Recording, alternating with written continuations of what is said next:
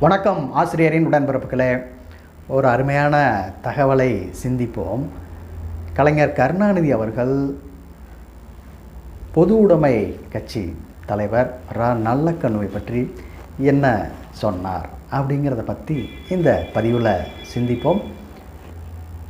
ரா நல்லக்கண்ணு பெயருக்கு ஏற்ற மாதிரி ஒரு அருமையான அற்புதமான ஒரு மனிதர். இந்திய பொது உடைமை கட்சியினுடைய தலைவர், இந்திய கம்யூனிஸ்ட் கட்சியினுடைய தலைவர்.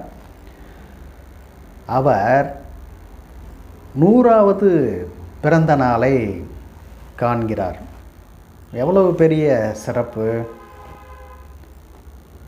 தற்காலங்களில் பார்த்தா மிகச்சிறிய வயதிலேயே இறப்பை சந்திக்கிறார்கள். ஏதோ ஒரு காரணம், நோய் வாய்ப்படுறது, விபத்து, இப்படி. இந்த காலகட்டத்திலையும் 100 ஆண்டுகளை ஒருவர் தொடுகிறார், கடந்து வாழ்கிறார் அப்படின்னு சொன்னால் அது ஒரு பெரிய ஒரு செய்தி தான். இப்போ நல்லக்கண்ணுவை பற்றி ஏன் இந்த நேரத்தில் நம்ம பேசுகிறோம் அப்படின்னு சொன்னால், ஐயன் திருவள்ளுவர் அதற்கு ஒரு அருமையான குறளை சொல்கிறார். அதிகாரம் 45, பெரியாரை துணைக்கோடல். குறளின் 444. தம்மீர் பெரியார் தமரா ஒழுகுதல் வன்மையுள் எல்லாம் தலை. அதாவது ஒரு மன்னன் என்ன செய்யணும்னு சொன்னால், தன்னை விட வல்லமை பொருந்தியவர்களை போற்றி காக்க வேண்டும். அது மன்னருக்கு மட்டுமல்ல, எல்லோருக்கும் அதே செயல்பாடு தான், அதே அறிவுரை தான். நம்மை விட கல்வி, ஒழுக்கத்தில், அனுபவத்தில் மேம்பட்டவர்களாக இருக்கக்கூடிய சான்றோர்களை, வயது மூத்தவர்களை, பெரியோர்களை நாம் மதிக்க வேண்டும், போற்ற வேண்டும், பின்பற்ற வேண்டும். அதுதான் நம்முடைய கடமைகள் எல்லாம் தலையாய கடமை அப்படின்னு ஐயன் அறிவுரை சொல்கிறார். இப்போ அந்த வகையில் இன்றைக்கி நம்ம என்ன செய்கிறோம், இந்த மூத்த அறிஞர் தலைவர் நல்லக்கண்ணுவை பற்றி நம்ம பேசிக்கிறோம்.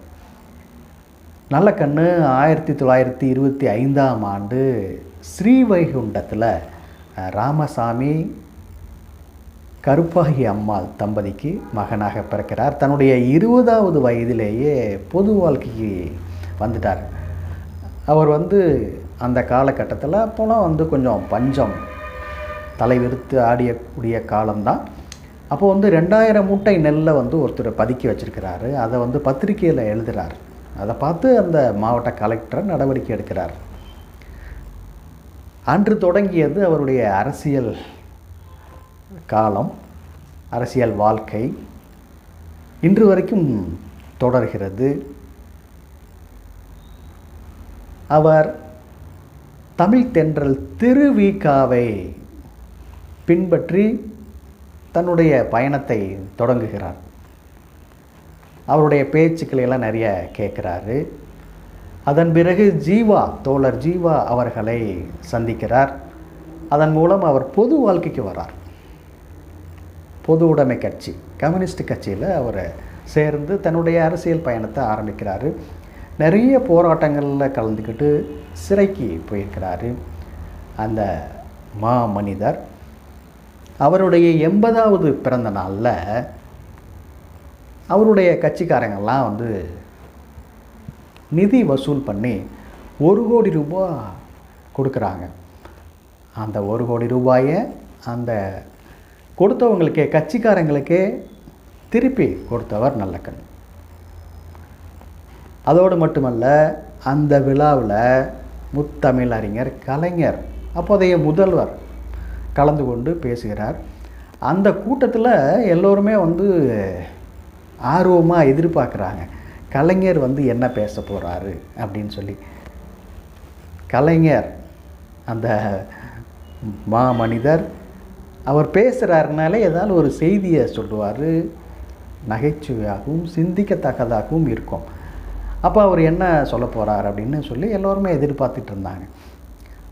அவருடைய பங்கு வந்துச்சு, நேரம் வந்துச்சு. கலைஞர் பேச ஆரம்பித்தார். வழக்கம் போல் உடன்பிறப்பே அப்படின்னு சொல்லி பேச ஆரம்பிச்சுட்டு, உங்களுக்கெல்லாம் தெரியாத ஒரு ரகசியத்தை சொல்கிறேன் அப்படின்னு அவர் சொன்னார். சொல்லிவிட்டு, எனக்கு வந்து ஒரு கண் தெரியாது, ஒரு கண் மட்டும்தான் எனக்கு தெரியும், இன்னொரு கண் வந்து பார்வை இல்லை, அந்த இன்னொரு கண்ணு தான் வந்து இந்த நல்ல கண் அப்படின்னு இவரை வந்து போற்றி சொன்னார். எல்லோருமே கைத்தட்டி ஆரவாரம் பண்ணாங்க. அதுபோல் ஒருவரை வந்து நம்ம என்ன செய்வோம், கண்ணே மணியே அப்படின்லாம் வந்து நமக்கு பிடித்தமானவர்களை, நம்முடைய குழந்தைகளை போற்றுவோம். அதுபோல் தலைவர் கலைஞர் அவர்கள் நல்ல கண்ணுவை தன்னுடைய ஒரு கண்ணாக மதித்து அவர் போற்றினார், வாழ்த்தினார் அப்படிங்கிறது ஒரு வரலாற்று செய்தி. அந்த நிகழ்வில் இவருக்கு வந்து கொடுத்த பணத்தை வந்து என்ன செஞ்சார், திருப்பி மக்களுக்காகவே திருப்பி கொடுத்தார் அப்படிங்கிறது ஒரு அருமையான செய்தி. இப்போ அதன் பிறகு வந்து இப்போது மு.க. ஸ்டாலின் அவர்கள் தகைசால் தமிழர் அப்படிங்கிற ஒரு விருதை அவருக்கு வழங்கி 10 லட்ச ரூபா பணத்தையும் கொடுத்தாங்க. அந்த 10 லட்சத்தையும் வந்து அவர் என்ன செஞ்சார், திருப்பி அரசாங்கத்துக்கே ஒப்படைச்சிட்டார். ஒரு 5,000 ரூபாயை சேர்த்து 10,05,000 அரசாங்கத்துக்கிட்டே திருப்பி கொடுத்தார். அப்படி தனக்கென வாழாமல் பிறருக்காக வாழ்ந்த அந்த மாமனிதருடைய பிறந்த நாள் இன்று டிசம்பர் 26. அந்த வகையில் இந்த நாள் வந்து ஒரு சிறப்புமிக்க நாளாக அமைகிறது.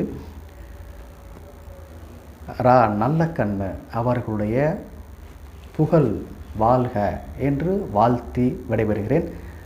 இதுபோல் ஏராளமான தகவலுக்கு நம்முடைய ஆசிரியர் நகுல்சாமி யூடியூப் சேனலை இதுவரைக்கும் சப்ஸ்கிரைப் பண்ணாதவங்க சப்ஸ்கிரைப் பண்ணுங்கள், லைக் பண்ணுங்கள், ஷேர் பண்ணுங்கள், மற்றவங்களுக்கும் பயன்படட்டும்.